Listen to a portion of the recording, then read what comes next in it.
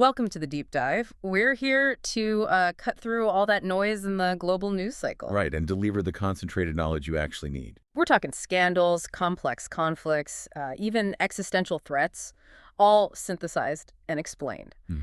So today, you're joining us for, well, it's like a sprint across continents. We're jumping from the shadow of the Epstein network to these really intense corporate regulatory battles. And then straight into political upheaval and, frankly, a pretty dire climate summit. It really is a global stack of sources we've pulled together for you today.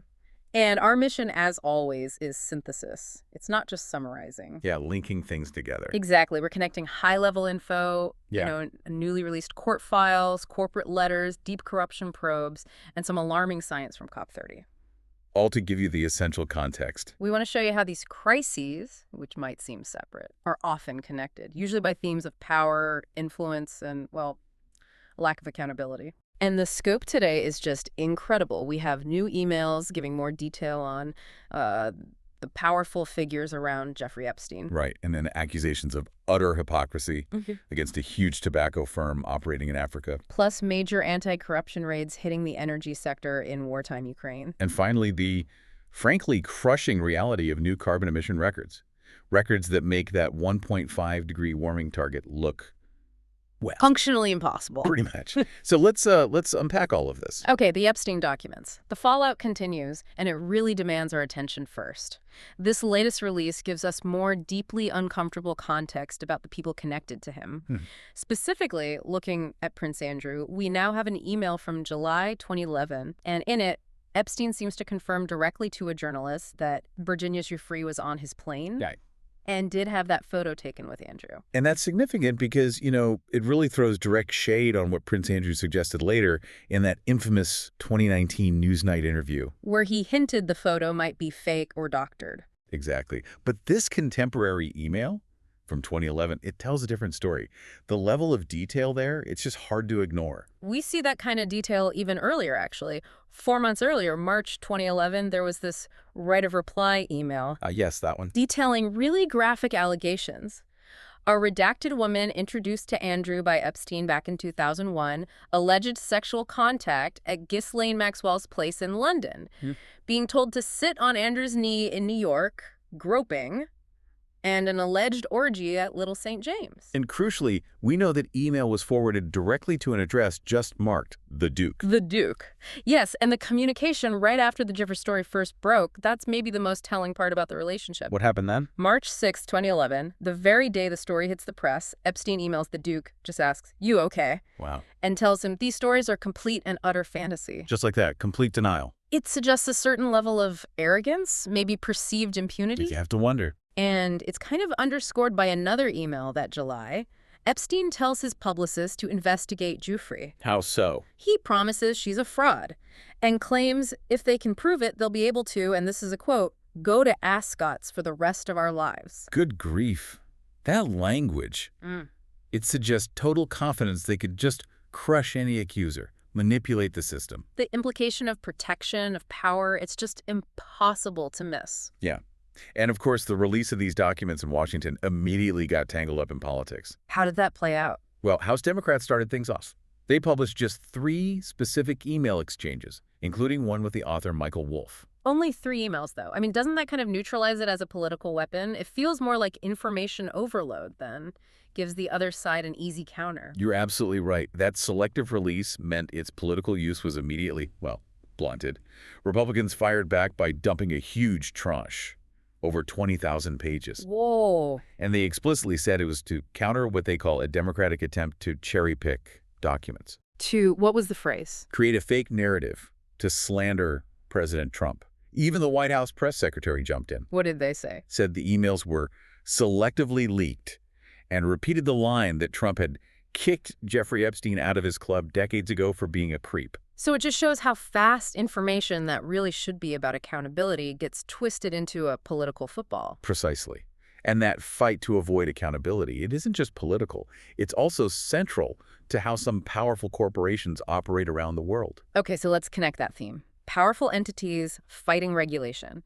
We can pivot now from political scandal to a case of corporate behavior, British American Tobacco, or BAT. Yes, and they're being accused of utter hypocrisy. The contrast in regulations is pretty stark here. BAT is headquartered in the UK, right? That's right. Where standards are quite high. Flavored cigarettes, banned since 2020. And health warnings have to cover 65% of the pack. Yet you look at their lobbying in Zambia. They were fighting against a draft tobacco control bill there, and their demands. Well, they tell it a totally different story. What were they asking for? BAT's subsidiary wrote to Zambian government ministers asking them to basically abandon or at least delay bans on advertising and sponsorship. And what about the packaging, things they already comply with back home? Exactly. The draft bill in Zambia wanted graphic health warnings covering 75% of the packaging, a really high standard, proven to save lives. And BAT wanted... They asked for it to be slashed, down to maybe 30% or 50% max, even though the WHO, the World Health Organization, recommends at least 50%. Wow. And they didn't stop there. No. They also pushed to remove broad restrictions on flavored products, the very things banned in the UK, and they wanted to water down the penalties. What kind of penalties were proposed? The draft bill suggested pretty serious stuff, like up to 10 years in prison, or fines based on a percentage of annual turnover for breaking the rules. So it's an aggressive pushback against public health measures. In a country where, 7,000 people die every year from tobacco-related illness? That's the figure, and you saw that quote from Master Chimbala, the Zambian anti-tobacco campaigner. He called it utter hypocrisy and total emotional, moral, and spiritual bankruptcy. Hard-hitting words. Absolutely. So what's BT's counter-argument? They must have one. They do, though you might find it sounds like, well, a deflection. They say they support health objectives, but they claim these kinds of strict regulations and harsh penalties often have unwelcome and unexpected consequences. Like what? They point to the realities of the Zambian market, specifically rising illicit trade, smuggled cigarettes, basically. Is there actually any real merit to that illicit trade argument, or is that just the standard line the industry uses everywhere to fight regulations? It is the standard defense, pretty much globally. And its purpose is really to create hesitancy among regulators, make them pause. But when you see a corporation headquartered in the global north fighting tooth and nail in the global south against rules that are already mandatory for people back home. Yeah, the message seems pretty clear. It does. Public health seems to take a back seat to the profit margin. It really highlights how powerful companies can push for the lowest common denominator in regulation, especially in markets where health systems might be more vulnerable. And that fight for the lowest common denominator, it isn't just commercial, is it? It feels central to the political crises we're seeing erupt elsewhere, too. Absolutely. So let's move to those now. 3 big political flashpoints: corruption, chaos, and conflict. Starting in Ukraine. Yes, a massive corruption probe, codenamed Midas, has really shaken the government there. This feels like a major test for Ukraine's commitment to internal reform, especially during wartime. It absolutely is. We saw 2 ministers resign Justice and Energy after this investigation by NABU. That's the National Anti-Corruption Bureau. The very agency set up to show Western allies that Ukraine is serious about cleaning things up. Precisely. And the probe is focused on a huge money laundering scheme. It's in the energy and defense sectors, involving the state-owned nuclear power company, Energoatom. How did the scheme allegedly work? Apparently, it was pretty brazen. Members of this criminal group allegedly demanded bribes from contractors, somewhere between 10 and 15%. And why does this matter so much right now? Well, 2 main reasons. First, it obviously undermines morale during wartime. But maybe more critically, it feeds skepticism among those Western allies. The ones providing billions in aid. Exactly. They need confidence that their money isn't just fueling corruption. And wasn't there a really strange detail about who was controlling it all? Yes, this is almost unbelievable. The whole system was reportedly run by an outsider, someone investigators only refer to by the codename Carlson. Carlson, like from the Swedish children's book. That sounds almost too bizarre for a major corruption scandal. It does seem oddly specific. And, speculation is swirling. People are trying to link Carlson to Timur Mindich, who's known to be a confidant of President Zelenskyy. But that's just speculation at this point. Unproven, yes. But what is proven, what's hard evidence, is the scale of the money involved. Investigators seized over $4 million in cash. Wow. And it was in marked bundles, still in the standard packaging from the U.S. Federal Reserve Bank. Just piles of cash, straight from the Fed. Right there. It speaks volumes about the scale and the international connections of this scheme. Okay, let's shift focus now to Bangladesh. Boiling political instability there. Yes. The ousted Prime Minister, Sheikh Hasina, she's now in exile in India, and she's facing trial back home for crimes against humanity. Related to the uprising that actually ended her rule. Correct. And in response, her party called for a nationwide lockdown protest. What did that entail? It led to severe disruption across the country. Classes halted, transport stopped. And there were reports of significant violence, crude bombs, vehicles torched, lots of clashes. The political dynamics sound incredibly tense. Hasina's return must be unthinkable for the current interim government. It is. That government is led by the Nobel laureate Muhammad Yunus. And those charges against Hasina, crimes against humanity, they carry immense weight. Is the interim government worried about her influence from exile? Very much so. They've actually expressed formal concern to India, asking them essentially not to let Hasina give interviews from outside Bangladesh. They see her rallying her political base from abroad. It just shows how fragile the situation is there. It really does. The challenge for Yunus's government isn't just stopping the protests.